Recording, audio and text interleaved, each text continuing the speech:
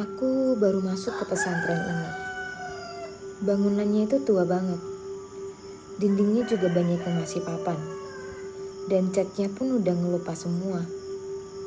Begitu nginjek halaman aja, hawa dinginnya itu langsung nusuk. Ustadz yang nganterin aku cuman bilang kayak gini. Kalau semisalnya udah malam, jangan main ke belakang. Ada bangunan lama yang udah ditutup dan jangan penasaran. Awalnya sih aku iya-iya aja. Tapi jujur, karena dikasih tahu kayak gitu, malah makin bikin penasaran.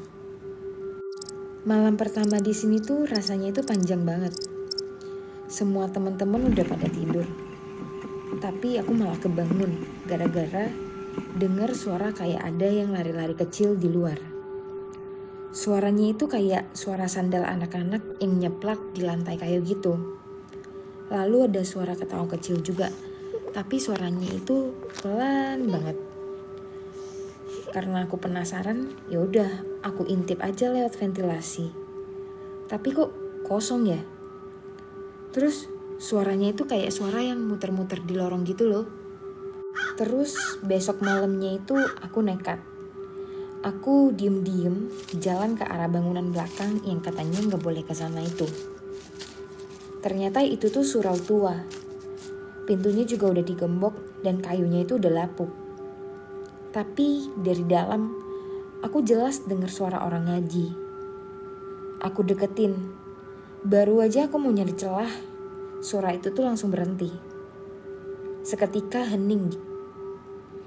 Dan dari sela pintu itu, tiba-tiba nongol jari-jari pucat yang nyakar keluar. Seketika aku kaget dong. Dan aku langsung berlari menuju ke kamarku.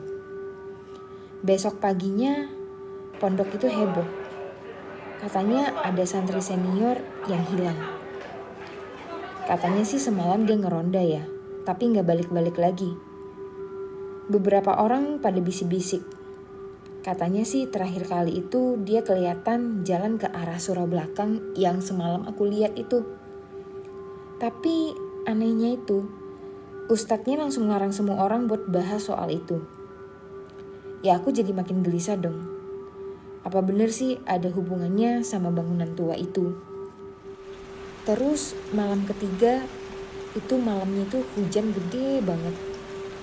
Aku kebangun gara-gara ada yang ngetuk jendela kamarku. Pelan-pelan aku nengok. Dan di balik kaca itu ada wajah pucat santri yang hilang itu. Matanya itu udah kosong.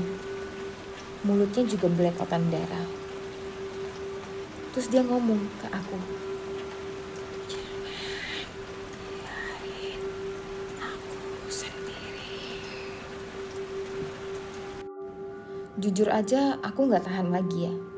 Besok malamnya aku sama 2 temen aku nekat dobrak pintu surau itu. Begitu pintunya kebuka, langsung kecium bau-bau anyir dari mayat gitu loh.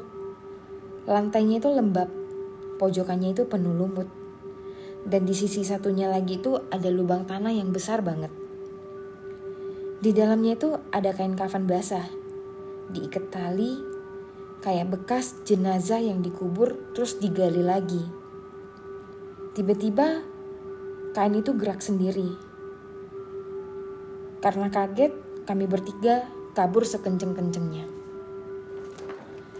Karena kejadian malam tadi, paginya kami langsung lapor ke Pak Ustadz. Tapi waktu diajak balik ke surau, lubangnya itu udah gak ada. Udah kayak ketutup rapi gitu loh, kayak gak pernah digali. Terus ustadznya cuma lihat kami dengan tatapan dingin. Terus ustadznya ngomong, kalian udah lihat ya? Ingat, di sini masih banyak yang mondok, tapi mereka bukan manusia lagi. Seketika aku langsung merinding. Sejak hari itu, tiap lewat belakang, aku selalu dengar suara orang ngaji. Tapi jelas itu bukan suara santri yang hilang.